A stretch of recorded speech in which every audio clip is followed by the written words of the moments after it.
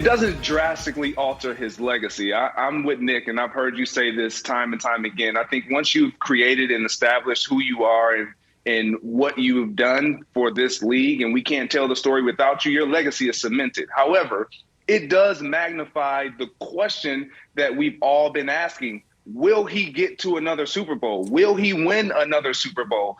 So when you start to lose this late in your career, and I know Tom Brady has created this, in my mind, false reality that everyone will play past 40 and into their 40s. Well, everyone doesn't take care of their body the way that he does. And so for me, the window has begun to shrink, and he knows it. He has a really good team. I believe he's had a really good team for the last 3-4 years, but he hasn't been able to overcome this big, what once was a pebble, now a mountain, and getting through that NFC Championship game, pressing to that Super Bowl, and giving his team and himself another opportunity to compete to win a Lombardi Trophy.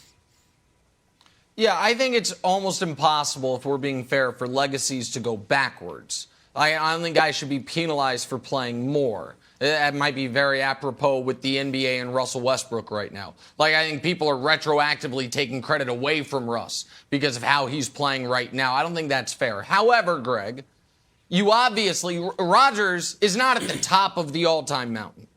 And nobody's catching Brady until Mahomes obviously catches him and passes him and everything, but that'll be 15, 20 years from now. Nobody's realistically catching Brady anytime soon. But he could catch Peyton. He absolutely could be. Who's the best quarterback of the last 30 years other than Brady?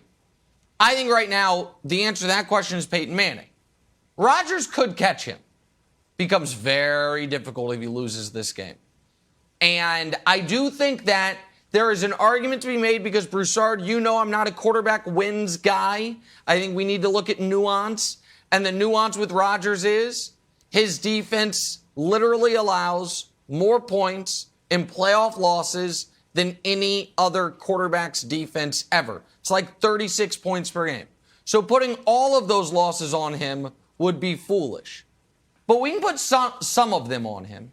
The closest he came to getting to a Super Bowl was the crushing loss to Seattle, where everyone kills Mike McCarthy, and rightfully so for the game management down the stretch. But Rodgers also in that game had a 55 passer rating, 1 touchdown, and 2 picks. Now, he should have been able to get there despite that, but he wasn't very good. And his team then blew it at the end. The famous game against Arizona, where he had the 2 Hail Marys. The 2 Hail Marys were unbelievable. Prior to that, he was pretty mediocre.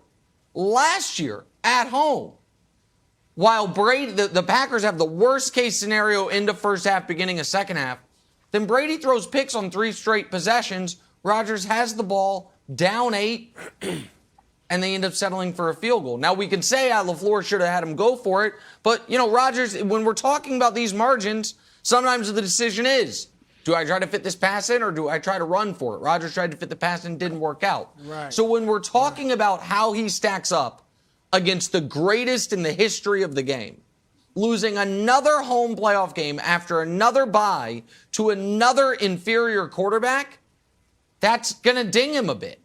And I think that would be fair. So I do think it makes his ability to catch a guy like Peyton Manning that much harder. I think if they lose this game, look, people will still keep Aaron Rodgers in that conversation of, man, he's the best we've ever seen throw the football. But the that follows that statement will get louder. So to be, he was one of the greatest or the greatest we've ever seen throw the football, but he couldn't win. And look, he did win this Super Bowl. You'll never take that from him. That's one more than Dan Marino, and that's great. He got that monkey off his back. But that was 11 years ago. And this will bring into serious question his ability to win the big game. We'll just say, why didn't he win more? Okay? Because you don't get a ton of credit for getting to the Super Bowl and losing, but you get some because when we're talking about the all-time greats, we nitpick, right? They're all great. And we nitpick little things here and there. And this is a big nit to pick on Aaron Rodgers. Not only that he only won one, but he only got to one. And it was so long ago. And he's had great teams. And he's in a good organization. And he's had good players around him. And we're not even at this round yet. And Nick, you're right. The defense has sometimes failed him. But at the same time, we will look at that NFC title game where he's lost 4 straight. And that'll become a bigger part of the story, too, because we'll say, wait a minute. The guy that never threw interceptions, the guy that protected the ball greater than any quarterback in the history of football, has 8 interceptions in 5 NFC title games? Something's cracking there. Can I ask you a question, And it Brew? takes, Greg, you know this. Yeah, go ahead. Brew, let me ask you a question, because you said something. You said he is still considered by many and called the greatest thrower of the football ever. If he were to lose this game, do you think that maybe could almost be weaponized against him? Yes. In that, I'll use, yes. I'm gonna mix metaphors here. Wilt, his dominance is sometimes weaponized against him. 50 points a game, the most physically dominating player ever. Well, only won 2 titles. Only won 1 title when he was, in his apex prime. Like, why didn't he win more? It's almost like his greatness has almost been used as a cudgel when comparing him to other great players. Yep. Do you think that could happen to Rodgers? Absolutely. Absolutely could happen to Aaron Rodgers. And that's why this is such a big game. And Greg, you know this as well as anyone. It takes a certain mental toughness, mental fortitude, the intangibles to help get your teammates ready to play their best game on the big stage. And we will look at Aaron Rodgers and say, did he lack that? Did he? I mean, he had more physical gifts than Montana, but Montana had something that Rodgers didn't have. He had more physical gifts than Brady, but Brady had something that Rodgers didn't have, Wilds. And that's what I think is on the line for Aaron Rodgers this weekend. See, here's the thing that I think is most interesting. We talk about legacy, Greg. We're always talking about, how will I remember Aaron Rodgers maybe immediately after he retires or a few years after he retires? But I like to, move it further down the line and talk, what are you going to tell your grandkids? You are a tricky case because you played with them. But people that didn't play with Aaron Rodgers, what are they going to tell their grandkids about Aaron Rodgers? And what are the grandkids? They're feisty. They're smart, Alec, my littlest one. What are they going to fire back at you?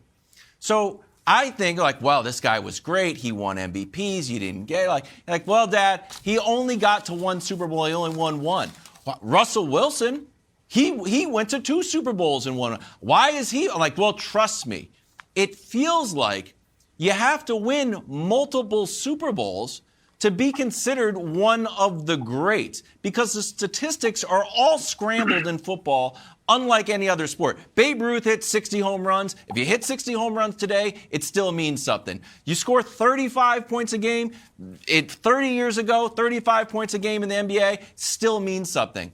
The numbers in football are all over the map, where you can't put Terry Bradshaw's numbers up against today's because it doesn't look the same. But Terry Bradshaw's got the ring so that we know that he was great. So it's a long way of saying, do you think this all the statistics get washed and we end up just counting the rings? And do you think that's fair, I guess?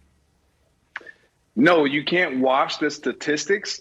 However, like we've always done, in Broussard, you pointed this out. We've always been able to put statistics in higher of a ranking. And so when you're talking about greats, it's okay, what does the elite greats have more than the greats? And that's championships. When we talk about Jordan, we don't talk about his scoring titles. We talk about he's 6-0 with championships. And so for me, when it comes to Aaron Rodgers, yes, that's going to play a huge part into whether or not he's in that conversation above Peyton Manning, entering into the conversation. Even I think if he gets 2, you put him in the conversation with even Joe Montana, even though Joe has 4, because of how he was able to do it. Just simply because of the era that he's doing it and what it's going to matter. But I will say this. This is the one thing that I keep hearing and I've heard forever. His defenses have allowed so many points, 36 or whatever, in playoff losses. And I'm with you there, Nick. However, in those playoff losses, Aaron Rodgers didn't get off to great starts. He didn't put his team in position where they weren't feeling that pressure. He actually, even against the Buccaneers, he put them in bad positions defensively. So when you look at those things, it can be skewed, and he has bear blame on those as well. The only one is the first game y'all ever played together in the playoffs. The only one is that Arizona game. That's where it's like no culpability for him whatsoever, right, for you guys winning the Super Bowl. Since the Super Bowl, you're absolutely right. It's been slow starts by him and bad defensive performances, Jenna. Thanks for watching. Subscribe here to get the latest from the show. Also, be sure to check out more of the best clips from First Things First, or go watch a few segments from our other shows on FS1.